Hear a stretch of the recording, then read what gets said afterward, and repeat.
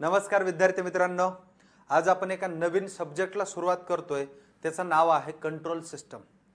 विद्यार्थी मित्रांनो, हा जो सब्जेक्ट होता तो इंजिनिअरिंग मध्ये 3 ब्रांचेसला होता. एक इलेक्ट्रिकल इंजिनिअरिंग, दुसरा इलेक्ट्रॉनिक्स इंजिनिअरिंग आणि तिसरा नाव आहे मेकॅनिकल इंजिनिअरिंग. विद्यार्थी मित्रांनो, इलेक्ट्रिकल इंजिनिअरिंगला हा सब्जेक्ट कंट्रोल सिस्टम नावाने ओळखायचे, इलेक्ट्रॉनिक्सला फीडबॅक कंट्रोल सिस्टम नावाने ओळखायचे आणि मेकॅनिकल इंजिनियरला ACS म्हणजे ऑटोमॅटिक कंट्रोल सिस्टम या नावाने या सब्जेक्टला ओळखलं जायचं. आता बघा, ह्याच्यातलं जर तुम्हाला ॲनालिसिस सांगत असताना तुम्हाला एक गोष्ट सांगतो. पॉलिटेक्निकला जर बघितलं तर इलेक्ट्रिकलला हा सब्जेक्ट नव्हता, पण मागच्या डिस्कॉमला जे जेईच्या पोस्ट होत्या, ज्युनियर इंजिनियरच्या पोस्ट, त्या पोस्टसाठी सुद्धा याच्यावरती क्वेश्चन आले होते. मग आता असं का? तर एक गोष्ट लक्षात ठेवा की हा जो सब्जेक्ट आहे ना, खूप जास्त महत्त्वाचा आहे. कशासाठी खूप जास्त महत्त्वाचा आहे मी एक्झामच्या नावासहित क्लिअर करून देतो, पोस्टच्या नावासहित क्लिअर करून देतो, म्हणजे सगळ्या गोष्टी तुमच्या व्यवस्थितरित्या क्लिअर होतील. बघा, काय गोष्ट आहे तुम्हाला लक्षात जाईल की एक आहे तुमची बघा, जी तुमची पोस्ट आहे MSEB. अगोदर व्हायचं की बाबा MSEB मध्ये जे ट्रान्सको, जनको, डिस्कॉम ज्या एईच्या पोस्ट असतात असिस्टंट इंजिनियरच्या, त्या पोस्टलाच फक्त हा सब्जेक्ट विचारला जायचा. पण मागील डिस्कॉमला असं झालं की ज्युनियर इंजिनियरसाठी सुद्धा या कंट्रोल सिस्टम रिलेटेड क्वेश्चन आले होते. पण योगायोगानं असं झालं की मी एईला शिकवत असतो, तर मी जे जेईचे मुलं होते त्यांना पण म्हटलं तुम्ही काय करा, कमीत कमी लेक्चर्स अटेंड करा, एखाद्या वेळेस एखादा क्वेश्चन आलं तर काय घेता. मग त्या विद्यार्थ्यांनी ते लेक्चर्स अटेंड केले आणि त्या विद्यार्थ्यांना तिथं कंट्रोल सिस्टमचे सुद्धा मार्क्स पडले, जे की ज्युनियर इंजिनियरसाठी जनरली मुलं कधीही प्रिपेअर करत नाहीत. पण माझं म्हणणं आहे की तुम्ही हा सब्जेक्ट केला पाहिजे. कारण काय आहे की तो MSEBला येतो सगळ्या डिपार्टमेंटला, तिन्ही ठिकाणी सांगितलं मी, ट्रान्सको, जनको आणि डिस्कॉम तिन्ही ठिकाणी हा येणारा सब्जेक्ट आहे. त्याच्यानंतर दुसरी गोष्ट सांगतो, आता मी मेट्रो शब्द वापरतो. काय वापरतो? मेट्रो. आता मेट्रोमध्ये ज्या पोस्ट आहेत, ज्युनियर इंजिनियर आहे, सेक्शन इंजिनियर आहे, सोबत स्टेशन कंट्रोलर आहे, ट्रेन ऑपरेटर आहे. आता मी पुणे मेट्रो म्हणत नाही किंवा मी फक्त नागपूर मेट्रो किंवा मुंबई मेट्रो पुरतं मर्यादित बोलत नाही, तर सोबत जेवढ्या पण भारतातल्या काही मेट्रोज आहेत, मेट्रोचे प्रकल्प आहेत, ज्या ज्या ठिकाणी ह्या व्हॅकन्सीज येत असतात, प्रत्येकच ठिकाणी कंट्रोल सिस्टमला चांगलं महत्त्व देण्यात आलेलं आहे. क्वेश्चन्स येतात आणि मेट्रोच्या सिलेबसला सुद्धा हा कंट्रोल सिस्टम तितकाच जास्त इम्पॉर्टंट आहे. म्हणजे सर्व मेट्रो म्हणतो मी, पर्टिक्युलर एका मेट्रोबद्दल बोललेलो नाही, सगळ्याच मेट्रोसाठी कामी येईल. चला पुढे जाऊयात. याच्या नंतरची गोष्ट सांगायची म्हणजे जे आपल्या MES असते, Maharashtra engineering services, which is conducted by the MPSC, Maharashtra public service commission, या ठिकाणी सुद्धा याच्यावरती क्वेश्चन्स असतात. त्याच्या पुढे जात असताना तुम्हाला लक्षात येऊन जाईल की जे आपले IES म्हणजे इंडियन इंजिनिअरिंग सर्व्हिसेस जे कंडक्ट केली जाते UPSC, या ठिकाणी सुद्धा हा सब्जेक्ट विचारला जातो. सोबत पुढे जायचंय आणि बघायचंय अजून कुठं विचारला जातो, तर गेटच्या एक्झामला कंपल्सरी हा सब्जेक्ट विचारला जात असतो. मग मित्रांनो, अभ्यास करत असताना सगळ्या परीक्षांची लेवल सारखी असेल का? तर अजिबात नाही. गेटची लेवल ह्या बाकीच्या सगळ्या एक्झामपेक्षा वेगळी पडते.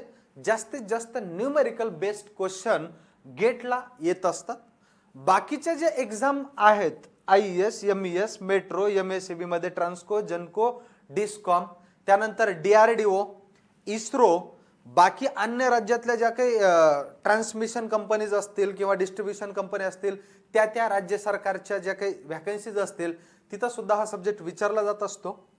आणि या सगळ्या परीक्षांची जवळपास तयारी जी असते ते बऱ्यापैकी सारख्या पद्धतीने होत असते. पण गेटसाठी जो लागणारा पार्ट असतो तो न्यूमेरिकल बेस्ड असतो. ह्या गोष्टी क्लिअर करून घ्या. मग तुम्ही ज्या पद्धतीने ज्या एक्झामचं प्रिपरेशन करतात त्या पद्धतीने तुम्ही स्ट्रॅटेजी ठेवली पाहिजे.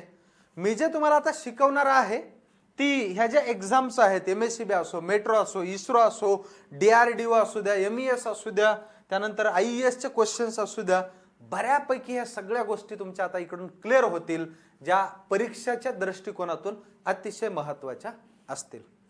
मित्रांनो, शब्द महत्त्वाचा आहे. कंट्रोल सिस्टम काय आहे? सब्जेक्टचं नाव काय आहे? Control system. मी तुम्हाला सांगितलं इलेक्ट्रिकल इंजिनिअरिंगला हा सब्जेक्ट कशाने ओळखायचे? CS नावानं, दॅट इज कंट्रोल सिस्टम. दुसरे जे ब्रँच आहे इलेक्ट्रॉनिक्स किंवा ETC म्हणतो त्याला, इलेक्ट्रॉनिक्स अँड टेलिकम्युनिकेशन, हा सब्जेक्ट विचारला जायचा, किंवा फीडबॅक कंट्रोल सिस्टम नावानं सब्जेक्ट होता इंजिनिअरिंगला असताना. आणि तिसरी branch that is called as a mechanical engineering, piston power. हे पिस्टन पॉवरला सब्जेक्ट यायचा automatic control system. Automatic control system subject मध्ये सिलेबस जर बघितला तर मी आता सिलेबसही पुढे एक्सप्लेन करणार आहे. जवळपास सगळ्यांचा सारखाच, पण प्रत्येक ब्रँचला नाव वेगळं. आणि होतं काय बरं का, ज्यावेळेस सब्जेक्ट अवघड वाटतो ना, त्यावेळेस माणसाला असतं की आमच्या ब्रँचचं नाही म्हणून आपल्याला अवघड चाललंय, नाही तर त्या सब्जेक्टमध्ये काय दम होता. सरळ हे माणूस बोलूनच जातं. कशामुळं की होतं काय की तिन्ही ब्रांचेसला सब्जेक्ट असल्यामुळं प्रत्येक जण दुसऱ्यावर ढकलतंय. की मेकॅनिकलवाले पोरं म्हणतात हे अवघड कशामुळे चाललंय माहिती का, इलेक्ट्रिकलचा सब्जेक्ट आहे. इलेक्ट्रिकलवाले काय म्हणतात इलेक्ट्रॉनिक्सचा सब्जेक्ट आहे. इलेक्ट्रॉनिक्सवाले काय म्हणतात मेकॅनिकल सब्जेक्ट आहे. सगळे एकमेकावरती जबाबदाऱ्या झटकत राहतात, कारण तो सब्जेक्ट अवघड वाटतो.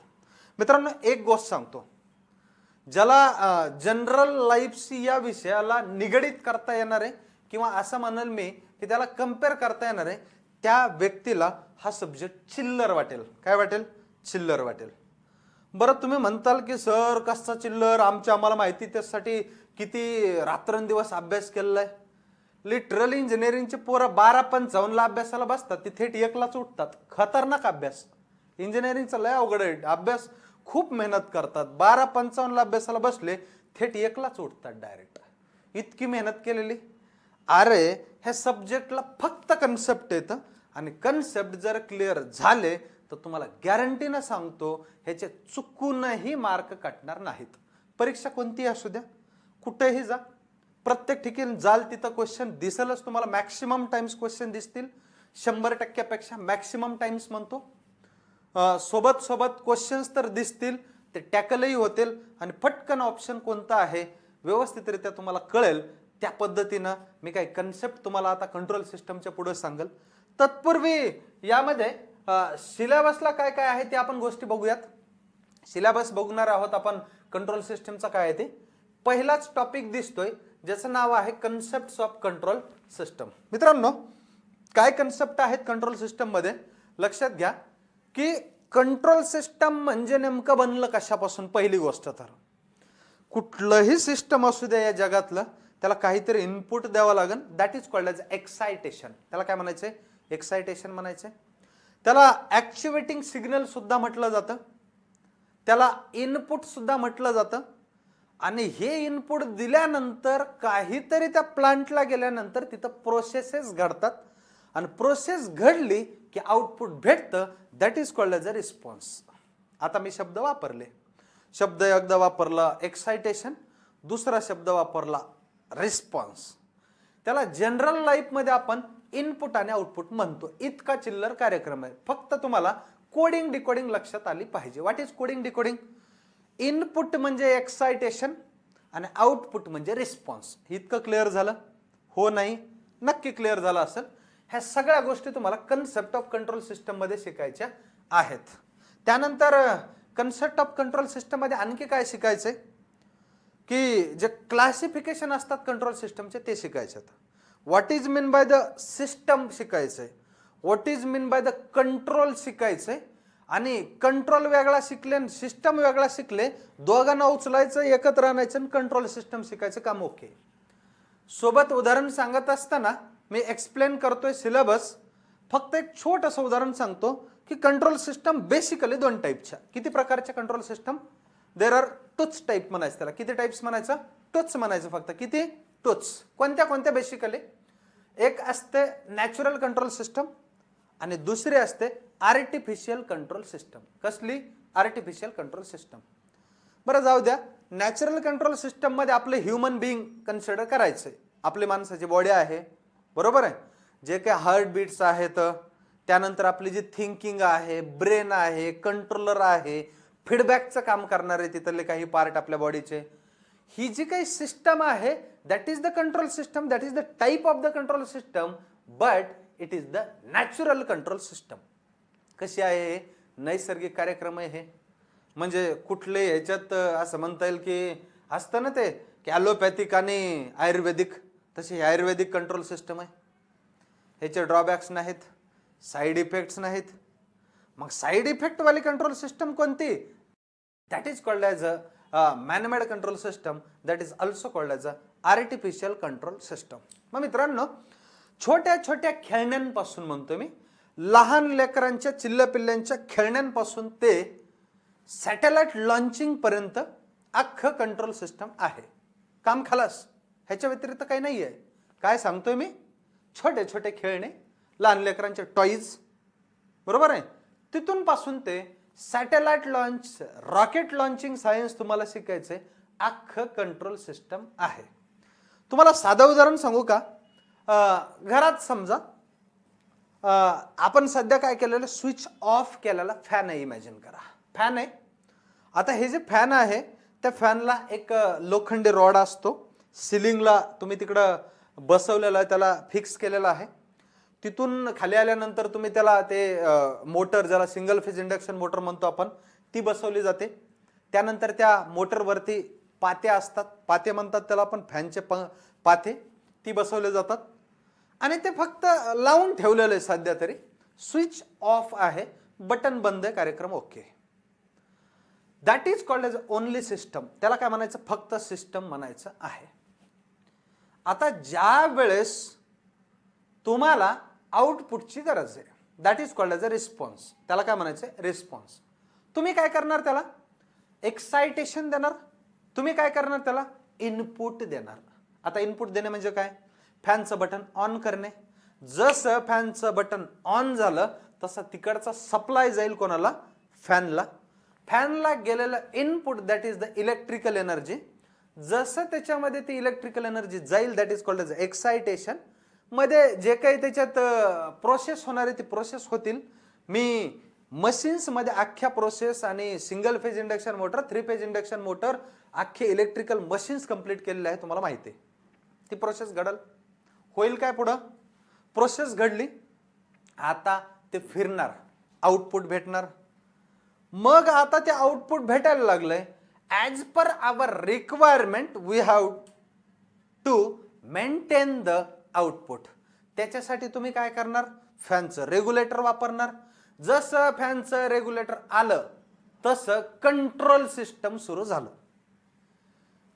सिस्टम म्हणजे number of component are connected with each other. फक्त काय करायचंय? कंपोनेंट घ्यायचे आणि फक्त काय करायचं? तर कनेक्टेड करून टाकून द्यायचे, काम ओके. आता हे झालं सिस्टम.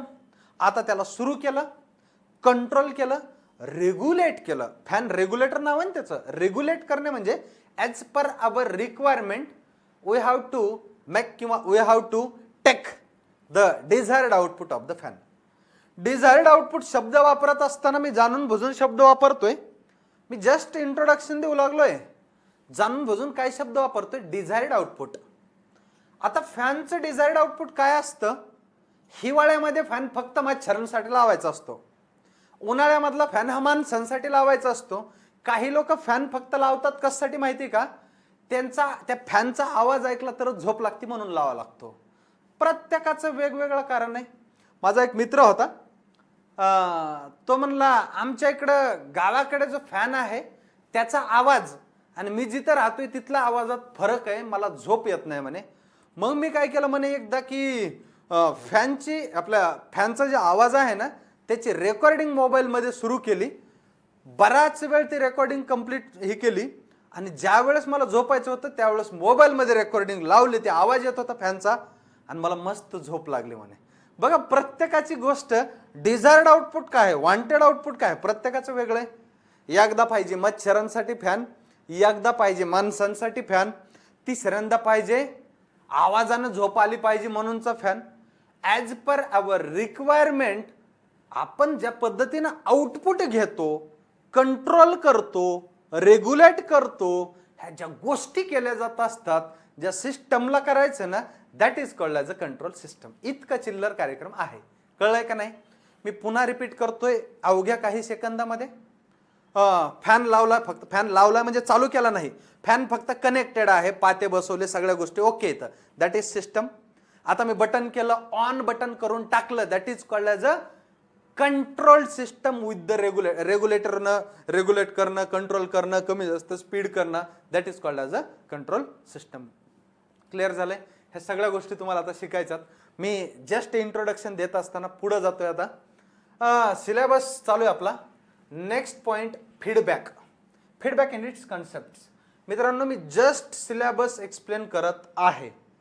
पुढं ज्यावेळेस हे कम्प्लीट शिकायचंय ना, त्यावेळेस मी तुम्हाला धमाल पिक्चरची स्टोरी सांगणार. धमाल पिक्चर ऑलमोस्ट सगळ्यांनी बघितलेला असतो. कॉमेडी मस्त मजा वाटते बघत असताना, कितीदा पाहिलं तरी बोर होत नाही, म्हणून पाहतात जनरली. त्याच्यामध्ये ते बमन आठवतं का तुम्हाला? ते बमन, ते त्यांचं जे विमान आहे तिथला पायलट बेहोश झालेला असतो. मग ते पायलट बेहोश झाला की ते जे एरोप्लेन आहे, जे विमान आहे, ते भरकटतं एकदम. त्या बमनचे पप्पा फोन लावतात तिकडं कंट्रोलरला. ती स्टोरी आठवत असेल तुम्हाला. मी त्याच्या रिलेटेड कम्प्लीट स्टोरी सांगणार आहे शिकवायला सुरू केल्यानंतर. सध्या तिकडं सस्पेन्स ठेवून आपण पुढे जाऊयात. शब्द वापरतोय सिलेबस मधला अतिशय महत्वाचा point, that is called as a feedback. त्याला आपण काय म्हणतो? फीडबॅक म्हणतो. मित्रांनो, फीडबॅक काय असतो? फीड म्हणजे खाऊ घालणे, बॅक म्हणजे मागं नेऊन खाऊ घालणे. जनरली त्या शब्दाचा अर्थ जर घेतला तर ते मागं नेऊन खाऊ घालणे असा अर्थ होतो. ह्याचा मिनिंग तुम्हाला जनरल लाईफ मध्ये म्हणण्यापेक्षा ओरिजिनल वे जर बघायचं असेल ना, सांगतो तुम्हाला. इमॅजिन करा की बाबा हे एक सिस्टम आहे, धरून चला एक सिस्टम आहे. या सिस्टमला फक्त दिलं इकडून इनपुट. मी एकदम सिंपल आणि चिल्लर चित्र काढतो या ठिकाणी, आणि या ठिकाणी तुम्हाला भेटलेलं आहे आउटपुट. आता काय करायचंय की इनपुट आहे, इकडं आउटपुट आहे, आणि सिस्टम आहे, इथं मध्ये घडणार आहे प्रोसेस. काय होणार आहे? मध्ये प्रोसेस घडणार आहे. आता काय करायचंय, तुम्हाला ह्याचं वर्किंग माहीत करून घ्यायचं. मी जस्ट इंट्रोडक्शन देतोय की इथला काही पार्ट घ्यायचा, इथं याला मी FB म्हणतो, हे फेसबुक नसतं, हे फीडबॅक असतं, इकडं नेऊन देतो. That is called as a feedback. याला काय म्हणतो? फीडबॅक म्हणतो. सर नेमकं काय सांगा ना? लगेच सांगतो. सम पार्ट ऑफ आउटपुट, आउटपुटचा काही पार्ट घ्यायचा आणि इनपुटला नेऊन द्यायचा, that is called as a feedback. Some part of output is given back to the input. कुणाला नेऊन द्यायचा? इनपुटला नेऊन द्यायचा, that is called as a feedback. त्यालाच काय म्हणायचं? फीडबॅक म्हणायचं. इतकं चिल्लर आणि इतकं मस्त आहे ते. बरं, हे फीडबॅक कळलं. अगेन देर आर टूच टाइप्स ऑफ द फीडबॅक. किती टाइप्सचे फीडबॅक? टूच टाइप्सचे फीडबॅक. कोणते कोणते टूच? One is a positive feedback, another one is a negative feedback. मग आता पॉझिटिव्ह फीडबॅकचे फायदे काय? निगेटिव्ह फीडबॅकचे नंबर ऑफ फायदे आहेत. ते कोणते? परीक्षात क्वेश्चन येतात. हमखास फीडबॅक रिलेटेड क्वेश्चन येत असतात. IAS ला असो किंवा बाकी ज्या काही परीक्षा मी तुम्हाला सांगितल्या, प्रत्येक ठिकाणी त्याच्यावरती क्वेश्चन्स येत असतात. त्याच्यानंतर फीडबॅक दिला तर सिस्टमचं नाव close loop control system. Feedback नाही दिला तर सिस्टमचं नाव ओपन लूप कंट्रोल सिस्टम. त्याला काय म्हणायचं? ओपन लूप कंट्रोल सिस्टम म्हणायचं. मला वाटतं आता कळायला तुम्हाला परफेक्ट एकदम. मग आता हे फीडबॅक अँड इट्स कन्सेप्ट आपल्याला शिकायचे सेकंड टॉपिक मध्ये, असं म्हणायला हरकत नाही. फीडबॅक वरती क्वेश्चन विचारलं जातं. ॲक्युरेसीवर काय फरक पडतो? गेन मध्ये काय बदल होतो? त्याची स्टॅबिलिटी काय होत असते? मी इथं काही सांगत नाहीये, मी शिकवताना सांगतो. जस्ट मी सिलेबस तुमच्या समोर एक्सप्लेन करत आहे. पुढे जात असताना important terminology of control system. आता ह्या important terminology of control system मध्ये काय काय असतं बघा, तुम्हाला सांगतो. एक असतं इनपुट, त्याला आपण एक्सायटेशन म्हणायचंय. आउटपुट, त्याला रिस्पॉन्स म्हणायचंय. प्रोसेस आहे, प्लांट आहे. त्याच्यानंतर गुड कंट्रोल सिस्टमच्या कॅरेक्टरिस्टिक्स काही असतात. गुड कंट्रोल सिस्टमच्या कॅरेक्टरिस्टिक्स त्याच्यामध्ये बँडविड्थ आहे, ॲक्युरेसी आहे, प्रिसिजन आहे. त्यानंतर फ्रिक्वेन्सीचे कन्सेप्ट काय आहेत, गेन आहे, स्टॅबिलिटी आहे, सेन्सिटिव्हिटी आहे. This all are the requirement of the good control system. चांगल्या कंट्रोल सिस्टमचे काही रिक्वायरमेंट असतात. काय असतात त्या सगळ्या गोष्टी तुम्हाला important terminology control system components मध्ये सुद्धा शिकायचं. हे इम्पॉर्टंट टर्मिनॉलॉजी झालं. आता कंट्रोल सिस्टम कंपोनेंट मध्ये काय शिकायचं बघा. जनरली असतं ना, ह्याचे काही कंपोनेंट आहेत महत्वाचे. त्याच्यातला एक अतिशय महत्वाचा कंपोनेंट ज्याचं नाव amplifier, that is called as op amp. मी तुम्हाला सांगितलं हे ओपॅम्प आहे तो मुमकिन आहे. ओपॅम्प म्हणजे सगळं काही पॉसिबल आहे. ओपॅम्प म्हणजे साधं सुद्धा नाही, ते खतरनाक कार्यक्रम आहे ओपॅम्पचा. कसं काय? ओपॅम्पचं नाव पडत असताना, त्याचं नामकरण करत असताना त्याच्यावर जे काही घुगऱ्या वाटल्या त्याच्या आई वडिलांनी ओपॅम्पच्या, त्या भरपूर होत्या. कारण काय सांगतो तुम्हाला, ओपॅम्प कॅन डू एनिथिंग. मी शब्द वापरताना जाणीवपूर्वक वापरतोय. एनिथिंगचा अर्थ पुन्हा मी जाणीवपूर्वक ते समजूनही सांगतोय. काय आहे ओपॅम्पचा फुल फॉर्म? Operational amplifier. काय? Operational amplifier. It can perform the number of operations. मी शब्द वापरतो अलू. अलू अलू माहिती का? अलू अलू म्हणजे arithmetic logical unit. Arithmetic logical unit. काय काय असतं रे? ओपॅम्प बेरीज करू शकतो, ओपॅम्प गुणाकार करू शकतो, ओपॅम्प डिव्हिजन करू शकतो, सबस्ट्रॅक्शन करू शकतो, त्याला इंटिग्रेशन सुद्धा येतंय, डेरिव्हेटिव्ह सुद्धा काढता येतोय, समेशन सुद्धा येते. म्हणजे ओपॅम्प कॅन डू एनिथिंग. हे सगळे त्याच्या रिलेटेड जे काही कन्सेप्ट असतात ते जनरली तुम्ही इकडे फक्त एक जस्ट कंपोनेंट आहे तो, पण एक शब्द आलाय ना ओपॅम्प आहे तो मुमकिन आहे, मुमकिन आहे, हे जे बोललो ना मी, हे सिद्ध करण्यासाठी याच्यासाठी केला हा अट्टास असं म्हणायला हरकत नाही. ओपॅम्प काय काय काम करतोय सगळं सांगितलं तुम्हाला. तो derivative, integration, log, antilog, and or not, logic गेट्सचे लॉजिक हे आहेत. त्यानंतर डिव्हिजन, मल्टिप्लिकेशन, ॲडिशन, डिफरन्स, त्याच्यानंतर आणखी स्मिथ ट्रिगरचं काम करतो, त्यानंतर कंपॅरेटरचं काम करतो, V to I कन्व्हर्जन करतो, I to V कन्व्हर्जन करतो, blah blah blah blah blah, कितीही कामं करू शकतो ओपॅम्प. म्हणून तर म्हणलं ओपॅम्प आहे तो मुमकिन आहे. या पद्धतीनं ओपॅम्प शिकायचं तुम्हाला ह्याच्यात थोडक्यात. त्यानंतर त्याच्यामध्ये तुम्हाला अतिशय महत्वाचा एक कंपोनेंट, त्याच्यातला एक गोष्ट सांगतो तुम्हाला, त्याचं नाव आहे स्टेपर मोटर म्हणा. त्याच्यातले काही कंपोनेंट सांगावले मी फक्त त्याच्यातले. त्यानंतर अतिशय त्याही महत्वाचा सर्वो मेकॅनिझम. काय? सर्वो मेकॅनिझम. सर्वच म्हणजे त्याचं, त्या सर्व मेकॅनिझम इंग्लिश शब्द आहे. सर्वो मेकॅनिझम असा इंग्लिश शब्द आहे. मी त्याला मराठीत सांगतो सर्व मेकॅनिझम. काय? सर्व म्हणजे पूर्ण. ते सुद्धा तुम्हाला त्या कंपोनेंट आणि इम्पॉर्टंट मध्ये गोष्टी बघायच्या आहेत. त्यानंतर पुढचा महत्वाचा part dynamic model and response. Dynamic model and response. मित्रांनो एक गोष्ट सांगतो तुम्हाला याच्यामध्ये की डायनामिक मॉडेल अँड रिस्पॉन्स मध्ये पाहत असताना तुम्हाला एक गोष्ट लक्षात घेणं गरजेचं आहे. ते म्हणजे ह्याच्यामध्ये तुम्हाला ॲनॉलॉजी शिकायच्या आहेत. ॲनॉलॉजीज काय असतात? ॲनॉलॉजी किंवा इथं सुद्धा मी ॲनॉलॉगस पॉइंट किंवा ॲनॉलॉगस सिस्टम वगैरे या ठिकाणी दिलेला आहे. काय काय आहे ॲनॉलॉगस सिस्टम म्हणजे ते बघा. ते म्हणजे ज्या वेळेस फोर्स व्होल्टेज ॲनॉलॉजी, त्यानंतर फोर्स करंट ॲनॉलॉजी, म्हणजे मेकॅनिकल सिस्टम आणि इलेक्ट्रिकल सिस्टम या दोघांमध्ये काहीतरी साम्य असतं. That is called as analogy. त्याला काय म्हणतो आपण? ॲनॉलॉजी म्हणत असतो. त्याला काय म्हणतो आपण? ॲनॉलॉजी म्हणायचे. मतलब क्या? सर सगळं समजलं पण ॲनॉलॉजी अजून नाही समजलं. उदाहरण सांगू का? सांगतो, लगेच कळेल तुम्हाला. ज्या ज्या विद्यार्थ्यांना मॅग्नेटिक सर्किट मी शिकवलेले आठवते, ज्या ज्या विद्यार्थ्यांना इलेक्ट्रिकल सर्किट आणि मॅग्नेटिक सर्किट मी दोन्ही शिकवलेलं आठवते, त्यांना ॲनॉलॉजीचा मिनिंग समजेल, कारण मी तिथंही सांगितलं होतं. मी पुन्हा एकदा इकडे रिपीट करतोय. काय बघा, इलेक्ट्रिकल सर्किट मध्ये EMF असतो. What is EMF? Electromotive force. तसा सेम पॅरामीटर मॅग्नेटिक सर्किट मध्ये MMF नावाने असतो. That is called as a magnetomotive force. Sir एक असलं म्हणजे झालं का? नाही झालं. पुढचं सांगतो. जसा इकडं इलेक्ट्रिक सर्किट मध्ये करंट्या असतो ना, करंट्या, तसा मॅग्नेटिक सर्किट मध्ये फ्लक्स असतो. बरोबर आहे? EMF करंट झाला, इकडं MMF आणि फ्लक्स झाला. सर इकडं इलेक्ट्रिक सर्किट मध्ये रेजिस्टन्स असतो, मग मॅग्नेटिक सर्किट मध्ये अॅनालॉगस क्वांटिटी कोणती सांगा बरं पटकन. त्याचं नाव असतं रिलक्टन्स. रिलक्टन्स, इकडचा रेजिस्टन्स तिकडचा रिलक्टन्स, रिलक्टन्स आणि रेजिस्टन्स अॅनालॉगस झाले. इतक्यावरच संपलं का? नाही संपलं ना. इलेक्ट्रिकल सर्किट मध्ये कंडक्टन्स असतो, तिकडं परमिअन्स असतं, परमिअन्स असतो. या पद्धतीने इलेक्ट्रिक मॅग्नेटिक सर्किट मध्ये कसे अॅनालॉजी होते ना, याचा इकडचा आणि तिकडचा पॅरामीटर, तशा काही अॅनालॉजी तुम्हाला या अॅनालॉगस सिस्टम मध्ये शिकायच्या आहेत.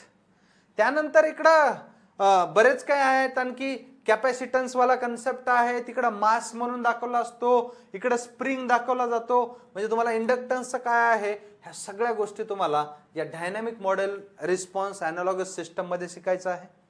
यानंतर अतिशय महत्वाचा, ज्याच्यावरती नंबर ऑफ पेजेस तुम्ही विद्यापीठात भरले आहेत, त्याचं नाव आहे ब्लॉक डायग्राम ऑफ अल्जेब्रा, किंवा त्याला ब्लॉक डायग्राम रूल्स सुद्धा म्हटलं होतं. तुम्ही ब्लॉक डायग्राम रूल्स किंवा त्याला म्हटलं होतं फार तर फार block diagram techniques. Block diagram techniques मित्रांनो, हे ब्लॉक डायग्राम रूल्स असतील, ब्लॉक डायग्राम टेक्निक्स असतील, तर याच्यासाठी वेगवेगळे 10 रूल आहेत. किती? 10 रूल आहेत. परीक्षेमध्ये एखादा रूल डायरेक्ट विचारतात, एखादा रूल डायरेक्ट विचारतात. कॅस्केड कनेक्शन म्हणजे काय, कधी विचारतात पॅरलल कनेक्शन म्हणजे काय, summing point after the take up point असतो, take up point before summing point, काही पण विचारलं जाऊ शकतो. फीडबॅकचा रूल विचारला जाऊ शकतो, काही पण. आता समिंग पॉइंट काय, टेकअप पॉइंट काय, त्याच्यानंतर समिंग पॉइंट टेकअप पॉइंट झाले, त्यानंतर आफ्टर कसा करायचा, बिफोर कसा करायचा, मग सिस्टम मध्ये काय फरक पडेल, ह्या सगळ्या गोष्टी त्याचे 10 रूल आहेत. किती रूल? 10 रूल. ते जर रूल तुम्हाला लक्षात आले तर ब्लॉक डायग्राम टेक्निक्स किंवा जे अल्जेब्रा आहे तो तुमचा समजतो आणि संपतो. परीक्षेत त्याच्यावरती क्वेश्चन जर आला तुम्ही इझिली सॉल्व्ह करू शकतात. तुम्ही विद्यापीठात असताना कोणी 8 मार्कला, कोणी 10 मार्कला, कोणी 6 मार्कला हा क्वेश्चन सोडवला असेल ब्लॉक डायग्राम रिडक्शन रूलचा. त्याच्यामध्ये तुम्हाला नंबर ऑफ 10 जे रूल होते ना दिलेले, त्या 10 रूलचे अप्लाय करायचे, त्या ठिकाणी ऍप्लिकेशन्स अप्लाय करावं लागायचे आणि ती रिडक्शन करत करत करत एक डब्बा करावा लागायचा तयार. इनपुट मध्ये प्रोसेस प्लांट वगैरे ना आउटपुट, ह्या असा डब्बा जर बनला तर ते कशावरून बनवावं लागायचं? ब्लॉक डायग्राम रिडक्शन टेक्निक्स वरून, ब्लॉक डायग्राम रिडक्शन रूल्स वरून. हे बनवायचं म्हणजे कशासाठी, हे जे काही चालू आहे ना मित्रांनो, तुम्हाला सांगतो बरं का, तुम्हाला सांगतो म्हणजे क्लिअर होऊन जाईल की हे चालू कशासाठी चालू आहे, हे धडपड सांगतो. त्याचं कारण आहे, ते कारण म्हणजे एकच कारण आहे बघा. हा, ते कारण असं आहे की तुम्हाला शिकायचे ट्रान्सफर फंक्शन. काय शिकायचे? Transfer function. सर सब कुछ सुना, सब कुछ समझा, लेकिन ये ट्रांसफर फंक्शन कहां से बीच में आ गए? ट्रान्सफर फंक्शन वेगळं काही नाही. मी तुम्हाला सांगतो, LIC मध्ये लिनियर इंटिग्रेटेड सर्किट्स मध्ये, किंवा ज्याला आपण ओपॅम्पचा जो इथं सिलेबस आपण शिकलो ना, IC वगैरे इंटिग्रेटेड सर्किट वगैरे, त्या ओपॅम्पच्या सिलेबस मध्ये तुम्ही शिकलेले आहात की तुम्हाला आठवत असेल, ज्याला तुम्ही गेन म्हणतात. एन सायलेंट नाही, काय म्हणतात तुम्ही त्या ठिकाणी? गेन म्हणतात. गेन न बर काही न बर. त्याच्यानंतर गेन म्हणजे काय असतं, तर ते असतं output divided by input. Output divided by input असतं, that is called as a gain. बरोबर आहे.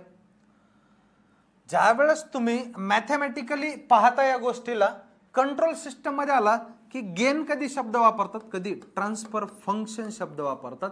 त्याचा सुद्धा अर्थ आउटपुट डिवायडेड बाय इनपुट असतो. आउटपुट डिवायडेड बाय इनपुट असतो.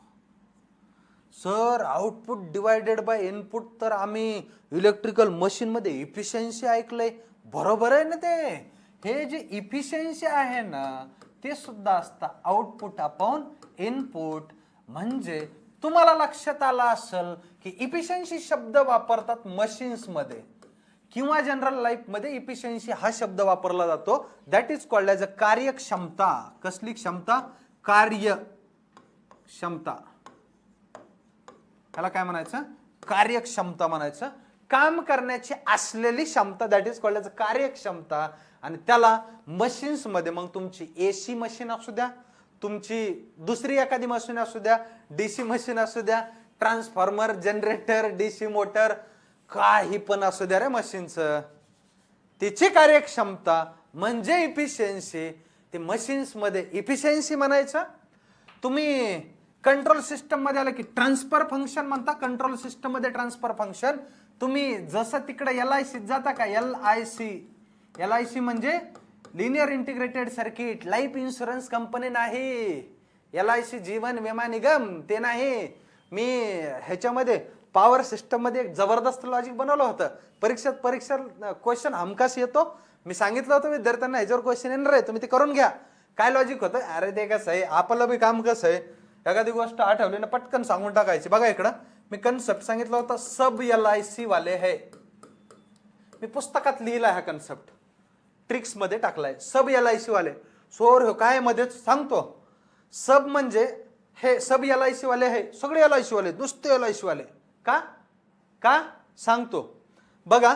हे केबलचा कन्सेप्ट आहे. केबल, जो केबल असतो ना आपला अंडरग्राऊंड केबल पॉवर सिस्टम मध्ये, तो जो केबल असतो तो बनलेला असतो नंबर ऑफ वेगवेगळ्या लेअर पासून. म्हणजे जे वेगवेगळे लेअर असतात ना, त्या लेअरचा सिक्वेन्स बघा. सर्विंग आहे, आर्मरिंग आहे, बेडिंग आहे, लीड शीत आहे, इन्सुलेशन आहे आणि कंडक्टर आहे. बाहेरच्या कडीला सर्विंग, त्याच्या मधला लेअर आर्मरिंग, त्याच्यामध्ये बेडिंग, त्याच्यामध्ये लीड शीत, त्याच्यामध्ये इन्सुलेशन आणि सगळ्यात मध्ये conductor. That is called as a केबलचं कन्स्ट्रक्शन. केबलचं कन्स्ट्रक्शन. मित्रांनो, क्वेश्चन परीक्षेत आला होता किंवा अशा टाईपचा क्वेश्चन येत असतो, लीड शीटच्या वरचं काय. अरे होतं काय सांगतो तुम्हाला, हे काय लय मोठी गोष्ट आहे असं नाही, पण परीक्षेत गेल्यानंतर ही खरंच लय मोठी गोष्ट, हे बी तितकंच खरं आहे. का बरं सांगू का, कारण सांगतो तुम्हाला मित्रांनो. होतं काय की हे serving, armouring, bedding, lead sheet, insulation, conductor हे लक्षात ठेवणं अवघड नाही, ह्यांचा सिक्वेन्स लक्षात ठेवणं अवघड आहे. कधी लीड शीट खालच्या कडेला जाऊन बसतं, कधी आर्मरिंग सगळ्याच्या वर येऊन बसतं, कळत नाही. म्हणून सब LIC वाले हे एवढं लक्षात ठेवलं. काम ओके ना मित्रा, काम ओके ना, कशाला रिकामा टेन्शन घ्यायचंय. काय असतं, ज्याला सब्जेक्ट इंटरलिंक करता आले, बघा काय ताळमेळ आहे काय कन्सेप्टचा. काय ताळमेळ आहे, इफिशियन्सी, अख्ख्या मशीन्स इफिशियन्सीवर शिकतो. बरं, इफिशियन्सी म्हणजे आउटपुट अपॉन इनपुटचा रेशो, दॅट इज इफिशियन्सी. बरं, कंट्रोल सिस्टम इलेक्ट्रिकलला सब्जेक्ट आहे, मेकॅनिकलला सब्जेक्ट आहे, इलेक्ट्रॉनिक्सला सब्जेक्ट आहे, तिन्ही ब्रांचला सब्जेक्ट आहे. तो सुद्धा आउटपुट अपॉन इनपुट, तो आहे ट्रान्सफर फंक्शन. फक्त एक लक्षात घ्यायचं, Laplace transform of output to the Laplace transform of input, ते जर टाइम डोमेन मध्ये असेल तर, जर ते लॅपलास डोमेन मध्येच ऑलरेडी दिलेलं आहे. समजा एखादा पाहुणे आपल्या घरामध्ये येऊन बसलेला आहे, तरी तुम्ही त्याला म्हणणार आहेत का बस की बस की. अरे ती बसलेला आहे ना, तुला येड्यात काढतील ना ते बस म्हणल्यावर. ह्याचा अर्थ काय की जर ते लॅपलास मध्येच दिलेलं असेल तर फक्त आउटपुट आपण इनपुट घ्यायचं, that is called as a transfer function. जर ते टाइम डोमेन मध्ये दिलेलं असेल त्याचा आधी लॅपलास ट्रान्सफॉर्म काढायचा, नंतर आउटपुट बाय इनपुट घ्यायचं, तेव्हा होतं ते ट्रान्सफर फंक्शन. ते होतं कंट्रोल सिस्टम मध्ये. चला आणा तिसरा सब्जेक्ट, ज्याचं नाव त्याला अॅनालॉग इलेक्ट्रॉनिक्स नावानं ओळखता. 2 ब्रांचला विषय, पॉलीला आहे, इंजिनिअरिंगला आहे, मरू द्या. इलेक्ट्रिकल इलेक्ट्रॉनिक्सला हा सब्जेक्ट आहे. अॅनालॉग इलेक्ट्रॉनिक्स, कम्प्युटर IT ला सुद्धा तो सब्जेक्ट आहे, बरोबर आहे. अॅनालॉग इलेक्ट्रॉनिक्स, काही लोक त्याला LIC म्हणतात. काय म्हणतात त्याला, LIC, लिनियर इंटिग्रेटेड सर्किट. आणि तिथं शब्द वापरला जातो गेन. हे न सायलेंट नाही, पूर्ण वाचायचं, गेन हे वाचायचं सोडून देऊ नका, अर्थ बदलतो. क्लिअर झालं इथपर्यंत. या पद्धतीने हे म्हणजे गेन, ट्रान्सफर फंक्शन, इफिशियन्सी, ह्या सगळ्या गोष्टी वेगवेगळ्या विषयांमध्ये वेगवेगळ्या नावानं ओळखतात. कन्सेप्ट सारखा, ज्याला असलं कळला ना कार्यक्रम, तो कॉम्पिटेटिव्ह एक्झाम मध्ये सक्सेस होतो. बाकी फापट पसारा वाचत बसला, कार्यक्रम संपला, आयुष्य निघून जाईल, सगळा सिलेबस वाचून होणार नाही, काहीच होणार नाही. या पद्धतीने पुढे जायचंय. हे मध्येच सांगता सांगता कंट्रोल सिस्टम मध्ये पॉवर सिस्टम घुसलं. असू द्या, आपल्याला लॉजिक कळणं गरजेचं आहे. Serving, armouring, bedding, lead sheet, insulation आणि कंडक्टर ह्यांचा सिक्वेन्स लक्षात राहतो. सब LIC वाले आहे, सगळ्याचा सगळा माल कोण आहे, म्हणजे LIC वाले आहेत, सगळेचे सगळे लोक कोण आहेत, LIC वाले आहेत. अशा पद्धतीनं क्लिअर झाले इथपर्यंत. चला पुढं. आता नेक्स्ट बघा काय कन्सेप्ट आहे. हा आलतो कुठपर्यंत block diagram of algebra. Okay चलो, ब्लॉक डायग्राम ऑफ अल्जेब्रा मध्ये कशासाठी चालू आहे धडपड?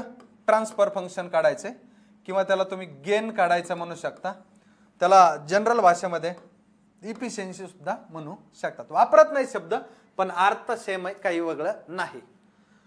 Signal flow graph that is called as SFG महत्वाचा कन्सेप्ट आहे.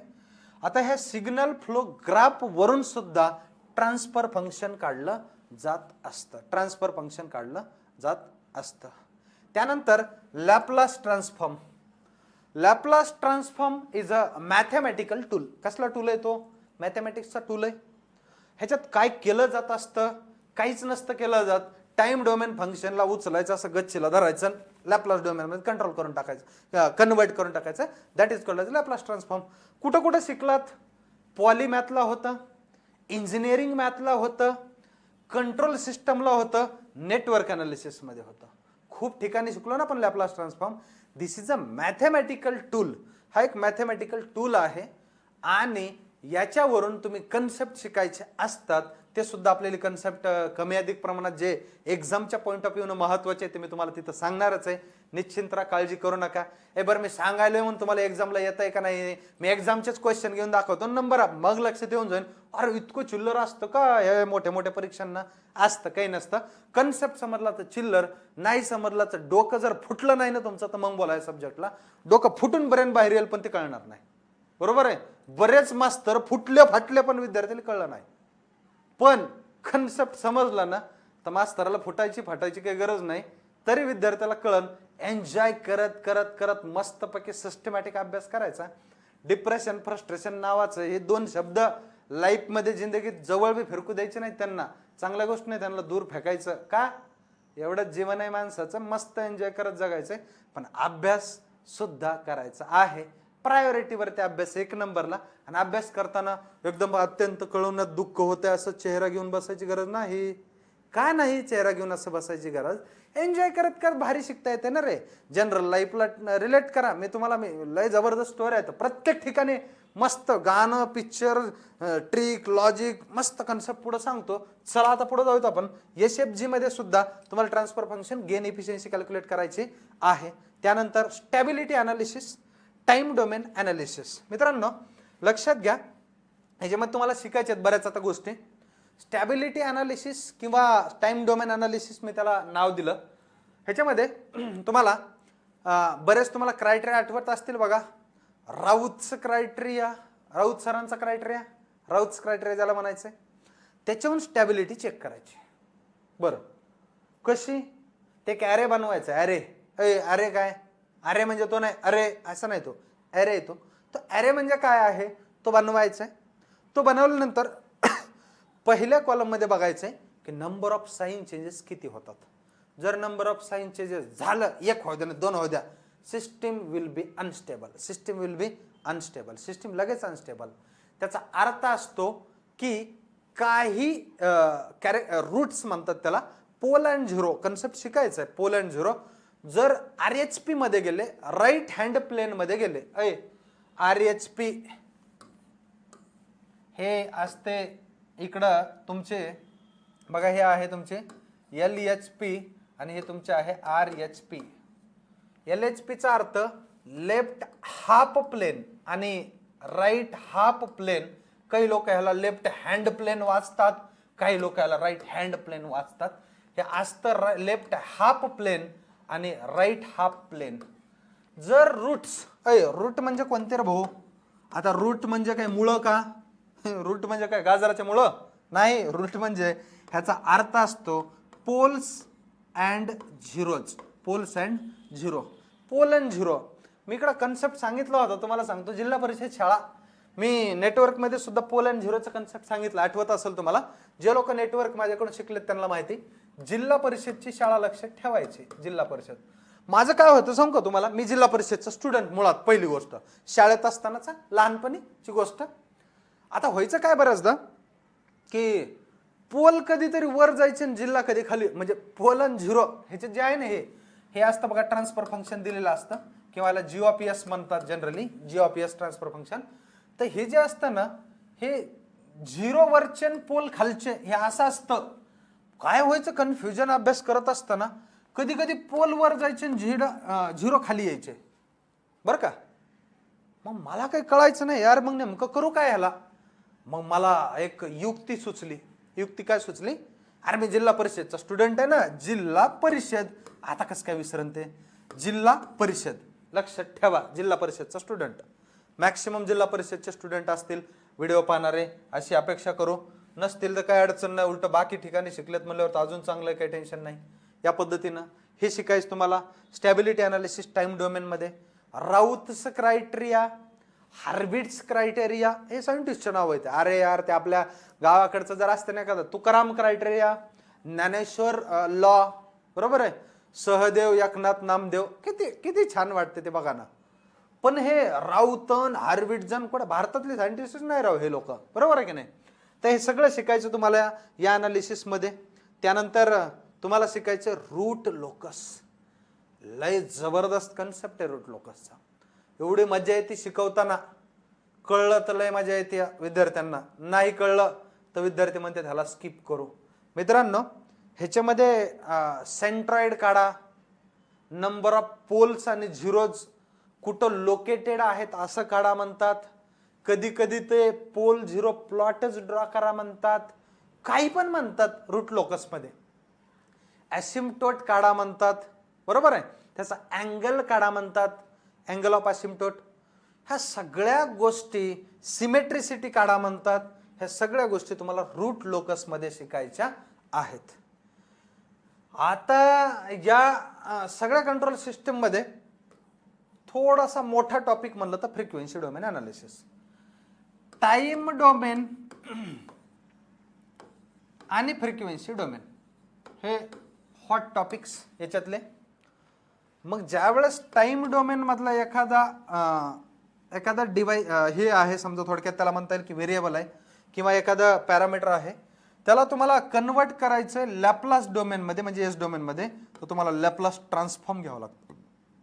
जर एस डोमेन मध्ये एखादी गोष्ट आहे, तुम्हाला त्याला कन्वर्ट करायची टाइम डोमेन मध्ये, तर तुम्हाला त्याला इनवर्स लॅपलास ट्रान्सफॉर्म घ्यावा लागतोय. ठीक आहे. जर फ्रिक्वेन्सी डोमेन अनालिसिस शिकायचे म्हणजे नेमकं काय शिकायचे, ह्याच्यामध्ये नॉयक्विस्ट प्लॉट, पोलार प्लॉट, बोडे प्लॉट, त्याचं नावच किती घाण आहे बघा, ते बोडे म्हणे, बोडे, बरोबर आहे. हे सगळ्या गोष्टी तुम्हाला तिकडं शिकायच्यात. गेन मार्जिन, फेज मार्जिन, भरपूर असे कन्सेप्ट आहेत जे की कुठून ग्राफ कुठं सुरू होतो, किती डीबीनं तो डिकेड होतो, काही पण क्वेश्चन तिथे येऊ शकतात, काही अडचण नाही. पण आता त्याच्यातही लेवल जे विचारले जाते ना, एक्झामला कोणत्या परीक्षेला कशा लेवलचे क्वेश्चन येतात हे जर कळलं तरच फायदा बरं का, नाही तर फापट पसारा वाचण्याला चॅलेंज नाही.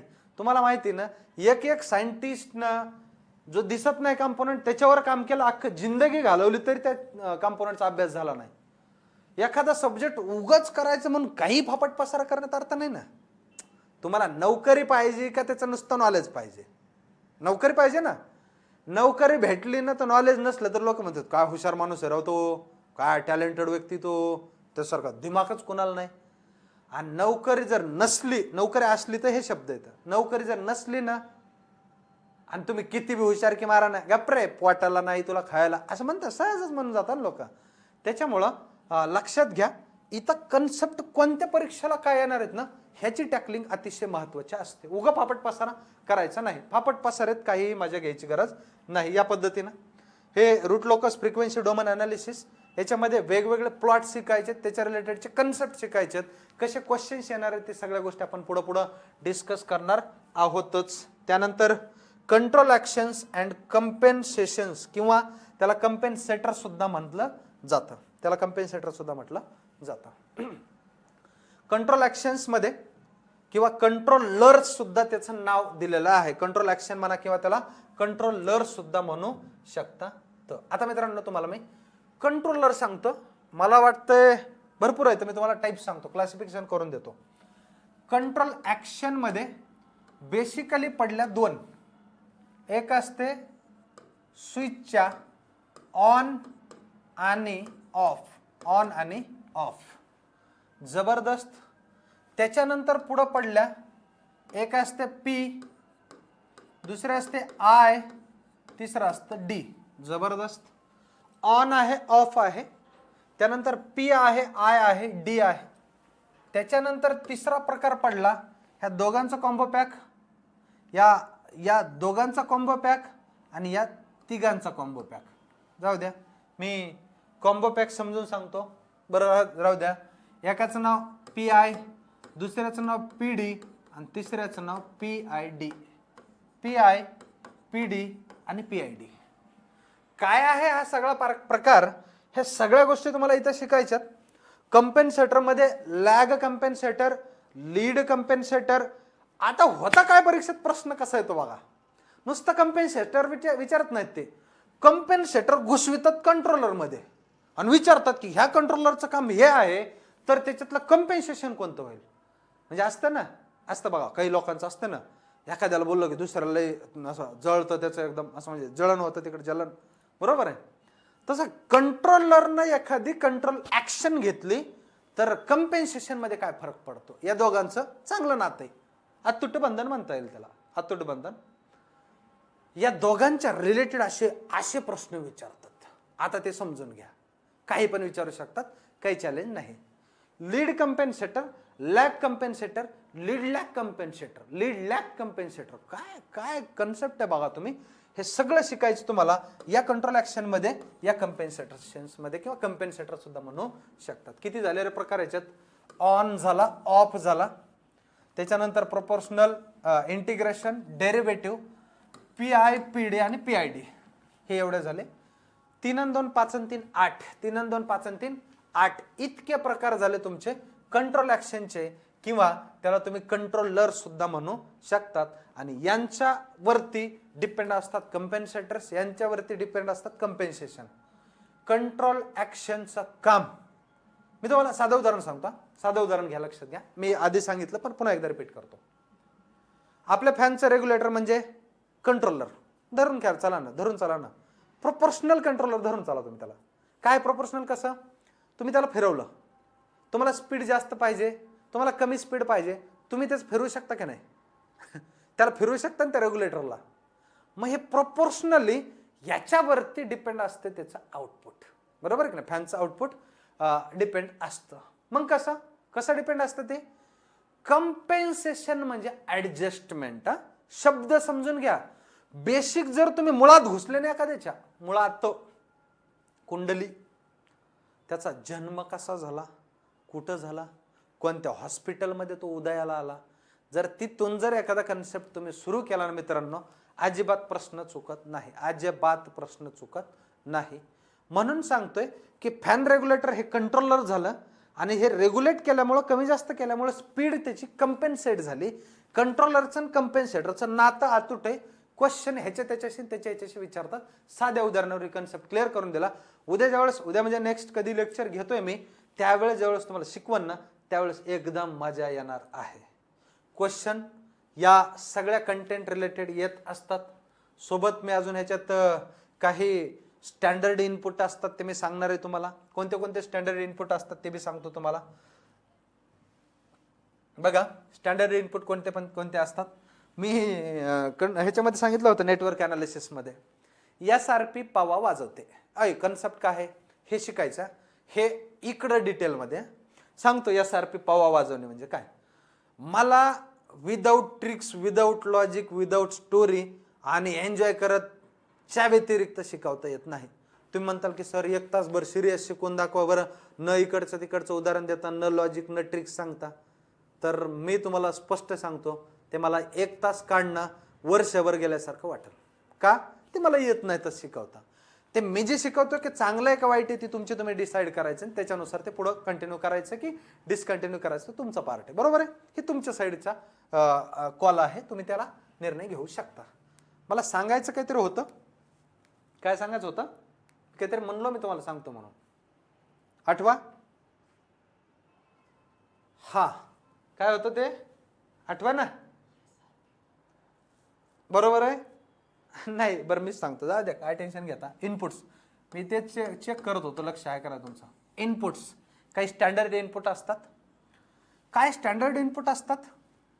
तुम्ही SRP शब्द वापरला का? SRP ऐकला कधी? SRP म्हणजे state reserve police. State reserve police. मी एक स्टोरी बनवली. तुम्हाला माहिती का, ज्यावेळेस काहीतरी जातीय दंगली घडतात, काहीतरी समाजामध्ये तेढ निर्माण होते, त्यावेळेस हे जे आपले जनरल पोलीसवाले मामा असतात ना, त्यांच्यावर भरपूर लोड वाढतो. म्हणून काय करतं गव्हर्नमेंट किंवा जे काही प्रशासन आहे, पोलीस प्रशासन, SRP ला बोलवतं. SRP म्हणजे ते खवडे बांडे कपडेवाले. खवडे बांडेचा अर्थ थोडेसे डिझाईन वाले कपडे असतात बघा, जे मिलिटरी वाले सारखे कपडे असतात. ते जे असतात ना, ते हानीतच सुटतात. कुणाला? जमावबंदी किंवा जिथं जिथं अश्रुधूर, तुम्ही बघा ते काट्या असतात, बद हाणतात, ते ऐकत नाहीत ते कुणाचं. का? त्यांना ऑर्डर डायरेक्ट वरून असतात. गर्दीला कंट्रोल करायचं तर टोले द्या. त्यांचं काही नाही चूक, बिचारे आपल्यासाठीच चालू आहे ना मरमर त्यांची. सगळ्या पोलिसांचं ते आपल्यासाठीच चालू आहे, बरोबर आहे की नाही? मग पब्लिक जर ऐकत नसेल तर ती SRP ला आणतात. ऐकला असेल ना शब्द SRP? काय SRP? नुसते ठोक. मध्यंतरी लॉकडाऊन मध्ये लय भयानक झालं बघा कार्यक्रम. ह्या रस्त्याने ते एकदम पळायला होते, पुढे लोक ह्या गर्दा पळायला, बरोबर आहे की नाही? ती SRP वाले नुसते हाणतच सुटायचे. पण जनरली काय होतं, जनरली बरं का, असं काही नाही झालं की आपल्याला ती SRP वाले जे पोलीस असतात किंवा स्टेटचा रिझर्व्ह पोलीस कोटा असतो, ते आपल्याला इकडे दिसत नाहीत फील्डवरती. त्यांचं ते कंटेनमेंट झोनला वगैरे ते कुठं असणार आहे, ते त्यांचं काम असेल चालू, बरोबर आहे? म्हणून मी काय लॉजिक बनवलं त्यातलं. आपल्याला काय लॉजिक बनवायचंय, कन्सेप्ट माहीत करायचंय आणि परीक्षेत उत्तर लिहायचं आणि पास व्हायचं आणि जीवन समृद्ध करायचंय. आपलं झालं तर आपण समाजाचं करायचंय, बरोबर आहे का नाही? आपलं स्वतःचं खाण्याचे वांदे असतील, समाजाला काय आपण सुधारवणार आहे? तर म्हणून सांगतोय, सुरुवात स्वतःपासून करा. स्वतः सुधारलो, फॅमिली सुधरण, पाहुणेरावळे सुधारतील, गाव सुधरण, गावाचं बघून तालुका, तालुका बघून जिल्हा सुधरण, जिल्हा बघून राज्य सुधरण, राज्य बघून आपला देश सुधरण, 100% सुधरण, कॉन्फिडेंटली सुधरण, 100% सुधरण. आणि भारत देश सुधारला तर कधीतरी त्या बावळ्यांना, हे साईडच्या दोघांना अक्कल येऊन जाईल ना, ते सुद्धा थोडंफार सुधारायचं नाव घेतील आपल्याकडे बघून. हे येडा चायना आणि ते पाकिस्तान बावळ, म्हणजे हे जे काय आहेत ना, हे सुधारतील. कधी? ज्या वेळेस आपण सुरुवात कराल. स्वतःपासून सुरुवात करायची, बरोबर आहे की नाही? चला करूयात आपण स्वतःपासून सुरुवात. मी इनपुटचे काही स्टँडर्ड कन्सेप्ट सांगतो तुम्हाला, ते कळले ओके, काम होणार आहे, परीक्षेत येतं ते आलेलं इथं कन्सेप्ट सांगतो. ही कन्सेप्ट आहे बघा, तो SRP वाला. SRP म्हणजे स्टेप फंक्शन, बरोबर आहे, रॅम्प फंक्शन, बरोबर आहे, आणि पॅराबोलिक फंक्शन. खतरनाक, इतकं सोपं आहे ते. स्टेप, रॅम्प आणि पॅराबोलिक फंक्शन.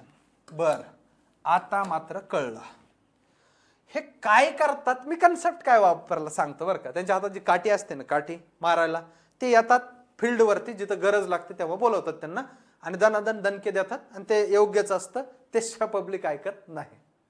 मग हे झालं SRPचं काम. पण ते जनरल आपल्याला दिसत नाही. मग मी त्यांना काय कन्सेप्ट लावला, ते पवा वाजवत बसतात. पवा म्हणजे कळतं ना, श्रीकृष्णाची बासरी, चांगलं वाद्य आहे ते, बरोबर आहे का? बासरीला आमच्या गावाकडे त्याला पवा म्हणतात, पवा. SRP पवा वाजवते. आता तुम्ही म्हणताल सर हे काय संबंध ह्याचा? सांगतो ना, संबंध सांगायचं काम माझं. पवा म्हणजे हे पवा, बरोबर आहे? क्लिअर झालं इथपर्यंत? आता हे स्टेप फंक्शनचा पोझिशनल एरर कॉन्स्टंट असतो. बघ इकडे, हे पोझिशनल, बरोबर आहे? ह्याचा असतो व्हेलॉसिटी, आणि याचा असतो ऍक्सलरेशन. आता कन्सेप्ट क्लिअर झाला पाहिजे. हे काय असतो? ऍक्सलरेशन. स्टेपचा पोझिशनल, रॅम्पचा व्हेलॉसिटी, पॅराबोलिकचा ऍक्सलरेशन, हे कॉन्स्टंट असतात. मग ज्या वेळेस स्टेप फंक्शन इनपुटला दिलं जातं, that is called standard input. Process घडते, कार्यक्रम त्यांचा जे काही त्याच्यातल्या प्रोसेस आहेत, प्रक्रिया घडतात, रिस्पॉन्स भेटतो आणि विचारतात कधी कधी की याचा मीनिंग काय, किंवा लॅपलास डोमेन मध्ये ते काय असतं. सांगू का ते काय असतं? सांगतो. त्याचं उत्तर येतं लॅपलास डोमेन मध्ये 1/s. ह्याचं उत्तर येतं 1/s², आणि ह्याचं येतं 1/s³. तुम्ही म्हणताल सर कसं, कुठून आलं, काय आलं? सगळ्या गोष्टी डिटेलमध्ये सांगाल तुम्हाला मी. SRP म्हणजे स्टेप, रॅम्प आणि parabolic positional velocity and acceleration constant. 1/s ह्याचा लॅपलास ट्रान्सफॉर्म 1/s², 1/s³. जर हे युनिट स्टेप असेल तर 1/s असतं, 1/s असतं, आणि फक्त स्टेप असेल तर ती A/s असतं. आणि A म्हणजे जे आपण ठेवताल ती व्हॅल्यू असते. इथं सुद्धा A/s², इथं सुद्धा A/s³. या पद्धतीने हे झालं तुमचं कंट्रोल सिस्टम आणि त्याच्यातले काही स्टँडर्ड इनपुट. हे कंप्लीट झालं ना. मी जस्ट ट्रेलर देतोय मित्रांनो. हे ट्रेलर आहे, टीझर. ट्रेलर काय म्हणायचं म्हणा. पिक्चर पुढे खतरनाक फायटिंग, जबरदस्त ड्रामा, मस्त इमोशन्स, त्याच्याहून जास्त फिलिंग्स, सगळ्या गोष्टींचं कॉम्बिनेशन सब्जेक्टची टीचिंग. या पद्धतीनं आपल्याला ह्या सब्जेक्टला कंप्लीट करायचे. मी जर इथं काय मुद्दा एखादा दुसरा राहिला असेल तर मी बघतो एकदा याला. ऑलमोस्ट कव्हर झालेलं आहे. SFG महत्त्वाचं आहे. ॲनॉलॉजीज आहेत महत्त्वाच्या. Block diagram reduction rule techniques अतिशय महत्त्वाच्या आहेत. लॅपलास ट्रान्सफॉर्म, त्यांचे इलेक्ट्रिकल सर्किट, त्यांचे कन्व्हर्जन्स, इनपुट आउटपुट, त्याच्यानंतर ट्रान्सफर फंक्शन महत्त्वाचे आहेत. फीडबॅक खूप महत्त्वाचा आहे. फीडबॅकचे कन्सेप्ट महत्त्वाचे आहेत. निगेटिव्ह फीडबॅकचे फायदे तोटे काय असतात ते महत्त्वाचं आहे. एखाद्या सिस्टमची नुसती बँडविड्थच वाढवून टाकली, मरणाची बँडविड्थ वाढवली तर नेमकं काय होईल. सिस्टमचा नॉईज सुद्धा वाढल. बँडविड्थ वाढली, नॉईज वाढत असतो. मग बँडविड्थ जेवढी चांगली तेवढं चांगलं अगदी म्हणतात. आणि वरून काय म्हणतात माहिती का, की जास्त बँडविड्थ वाढवलं की नॉईज वाढतो आणि नॉईज इज अनवॉन्टेड डिस्टर्बन्स. काय असतं माहिती का, तुम्ही मराठी म्हण ऐकली ना रे, अति तिथं माती, अति तिथं माती, हे ऐकलंय ना. समजा इमॅजिन करा की बाबा एखादी गोष्ट आपल्या खाण्यात खूप चांगली, खूप चांगली, आपल्या बॉडीला खूप चांगलं कंटेंट आपल्याला ती प्रोव्हाइड करते. पण ती कुठपर्यंत चांगली, लिमिटमध्ये खाईपर्यंत चांगली. तुम्ही जर ते उघड्यासारखं 24 तास खातच राहिले नुसतं, बरोबर आहे की नाही, खात राहू लागलो आपण, तर ते बॉडीसाठी पुन्हा हानिकारकही होते. म्हणजे बँडविड्थ जेवढी चांगली तेवढं चांगलं आहे, मान्य आहे. पण बँडविड्थ अजून जास्त जर वाढवली तर नॉईज वाढतो. आणि नॉईज इज अनवॉन्टेड डिस्टर्बन्स, जो की आपल्याला पाहिजे नाही सिस्टम मध्ये तरी पण येतोय. That is called as unwanted. मग ती गोष्ट आहे, कोणतीही गोष्ट मर्यादेपेक्षा जास्त गेली, everything has limit. And whenever the limit cross झाले ना, the result will be in negative.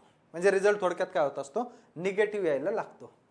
तुम्हाला गावाकडलं एक साधं उदाहरण सांगू का. अभ्यास करणं चांगलं आहे मित्रांनो का वाईट आहे सांगा. अभ्यास करणं चांगलं आहे, मान्य आहे. पण काही जण गावाकडे काय म्हणतात आमच्या इकडं, खूप जास्त अभ्यास करून येडं झालंय. याचा अर्थ काय, की अभ्यास खूप जास्त केलाय आणि पुन्हा येडं झालंय असं म्हणतात. बऱ्याचदा लय अवघड कार्यक्रम आहे ते. जनरली बरं का, हे कोणाबद्दल तरी बोललेलं आपण समाजामध्ये ऐकत असतो. खूप जास्त अभ्यास करून करून येडं झालं असं ऐकलंय का नाही. खरं होतंय का नाही माहित नाही मला, कारण कधी आपण तितका केलाही नाही आणि आपण म्हणजे त्याच्यामुळे तिकडे ते येडं होण्याचा काही संबंध आलाच नाही. खूप जास्त केला असता तर ते होते चान्सेस तिकडे जाण्याचे, म्हणून खूप जास्त नाही. मी सांगू का, अभ्यास खूप जास्त करायचा नसतो.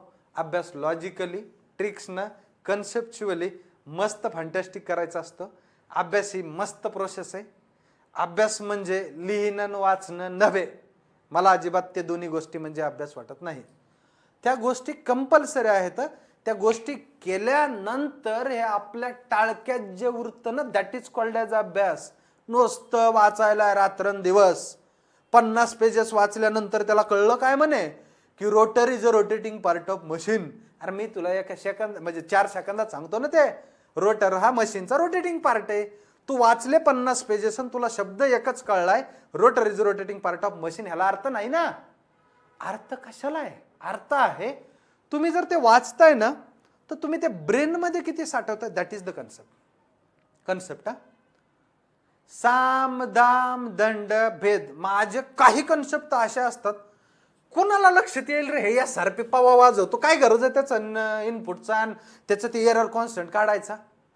मी जर अभ्यास करत असताना जर असं काहीतरी घडलं ना बाबा, मी त्याच्यावरून काहीतरी लिंक लावायला बघतो आणि मजा येते त्यांना. अभ्यास मजेशीर करायची गोष्ट आहे. अभ्यास अत्यंत कळवण्यात दुःख होतो आहे असा चेहरा करून करण्याची गोष्ट नाही. असं जर केलं तर कालांतराने सॅच्युरेशन येईल. सॅच्युरेशन आलं ना, अभ्यास करू वाटणार नाही. सॅच्युरेशन म्हणजे कॉन्स्टंट, कितीही वाचा काहीच कळत नाही, that is called as a saturation. In this way syllabus तर मला वाटतंय सिस्टमॅटिकली तुम्हाला आता काय करायचं काय नाही सांगितलंय. मी 2 मिनिटात याला रिवाइज करतो आणि आपण पुढचे कन्सेप्ट बघूयात. कन्सेप्ट ऑफ कंट्रोल सिस्टम मध्ये बेसिक सगळे शिकूयात आपण. फीडबॅक अँड इट्स कन्सेप्ट मध्ये फीडबॅक म्हणजे काय, some part of output is given back to the input. आउटपुटचा उलसा पार्ट घ्यायचा इनपुटला नेऊन द्यायचा, that is called as a feedback. Feedback लावल्यामुळे सिस्टीम अनस्टेबल व्हायला लागते. फीडबॅक नसता तर सिस्टीमची स्टॅबिलिटी जास्त असते. बरं, पण फीडबॅक लावल्यामुळे अॅक्युरसी वाढते, त्याचं काय ते तर चांगलीच गोष्ट आहे ना. प्रत्येक गोष्टीला चांगल्या वाईट गोष्टी असतात. दोन्ही गोष्टी शिकायच्यात. परीक्षेत प्रश्न येतो, ते क्वेश्चन आला पाहिजे. काही प्रश्न विचारू शकतात. जनरल कन्सेप्ट आहे. मी एक साधं उदाहरण सांगू का. हँड ड्रायर आता मी शिकवताना सांगू का. बरं, शिकवताना सांगता तरी एक आता विषय काढलाच सांगावंच लागेल ना यार. बाकीचे विद्यार्थी म्हणते आम्हाला नाही सांगितलं, बरोबर आहे की नाही. हँड ड्रायर मी एकदा गेलो पिक्चर बघायला. आता आपण इंजिनियर आहेत, आपल्याला पिक्चर बघू वाटतो ना. गेलो टॉकीजला पिक्चर बघायला. तिकडं ते असतं ना हँड ड्रायर वगैरे, आपण हात वगैरे धुतला तर ते हात ओललाय म्हणून त्याला हँड ड्रायर. मी गेलो आणि म्हणलं खरंच हँड ड्रायर आहे का नुसतं ड्रायर आहे ती बघू आपण. मग मी हात लावला, ते सुरू झालं. समजा आपला हँड ड्रायर झाला, बाजूला केला. मी काय केलं, इकडं तिकडं बघितलं, कोणीच बघणं झालंय. म्हणलं आपण एकदा प्रयोग करू. आपण इलेक्ट्रिकल इंजिनियर, आपण काहीतरी इंजिनियर हे काही रट्ट्या मारणारे पोरं नसतात इंजिनियर होऊ शकत. ते काही फायदा नसतो. कॉम्पिटेटिव्ह मध्ये पास होत नाही, रट्टा मारणार कधीच होत नाही. तिकडले टक्केवारी जाऊ एवढं काही नाही त्याचं. एवढं या टक्केवारीला कोणी खात नाही आता, बरोबर आहे की नाही. जुन्या काळातले टक्केवारी ना आताच्या टक्केवारीमध्ये फरक आहे, बरोबर आहे की नाही. तर त्या गोष्टी ज्या आहेत ते टक्केवारी सोडून द्या. मी काय केलं, म्हणलं काहीतरी वेगळं करून बघू आपण. मी काय केलं, इकडे तिकडे बघितलं, कोणीच दिसलं नाही. म्हणलं आपण प्रयोग करायला काय हरकत आहे. मी लावला पाय त्याला. अरे ते हँड ड्रायर येत असतं ना इतक्या लेवलवरती एक साधारण.